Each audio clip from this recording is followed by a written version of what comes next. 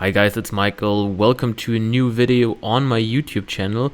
Today I want to explain to you how you can use different height parallettes to easily scale your skill training, and thanks to Pull Up and Dip for providing me with these awesome parallettes. With parallettes you can work with a neutral wrist position. This hand placement allows you to stabilize yourself way better than just on the floor, and it stresses your wrists way less. The first method I want to introduce to you is the progression via range of motion. For us calisthenics athletes, this is a great method of increasing the difficulty without adding weight. Low parallettes offer a shorter range of motion and an easier kick-up entry for all these handstand push-up variations. This makes low parallettes a very nice tool to start working on the handstand push-up. Once you get stronger, you just use the high parallettes to increase the range of motion. This makes the element way more difficult and allows you to progress. This also works perfectly for handstand push-up regressions like the pike push-up. Here you can start on the low parallettes with short range of motion. Once you get stronger, you can switch to the high parallettes with more range of motion. This will help you also as an assistance exercise to achieve the full range of motion handstand push-up later. So if you're working on the handstand push-up on the low parallettes, implement the pike push-ups on the high ones to already train the range of motion that you will need for the upcoming handstand push-up with full range of motion on the high parallel.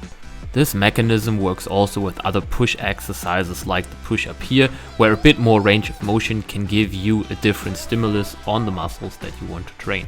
This second method is one that is rarely used, but I think it's pretty valuable. As the band tension increases with length, we can use the parallettes to scale the resistance with just one band. This gives you a nice progression step in between two bands. Shortening a band with a double loop will have roughly the same effect also. The planche on the low parallettes is now assisted with roughly 21 kg, whereas on the high parallettes, due to the less band tension, I just get 19 kg of assistance. It's actually a bit less, as I measured the height of the parallettes, not of my hip, but I think the difference gets also clear like this. This method also works great within a workout, where you can start on the high parallettes, and then once you get more fatigued, you move over to the low, where you have a bit more assistance. The last method is scaling a lever over the hip angle. This works with planches, but also with Victorians, where you also need a parallette setup like this. Higher parallettes allow athletes to practice progressions like the straddle planche without being able to fully extend the hips, whereas on the low parallettes this is almost not possible, just by shooting up the hips and so using the wrong hip height for planches. So, the low parallettes force you to use better form, which is a great advantage, but this can also be a disadvantage as perfect form requires time, and a bit of form breakdown can also be helpful to spend more time in the hold itself.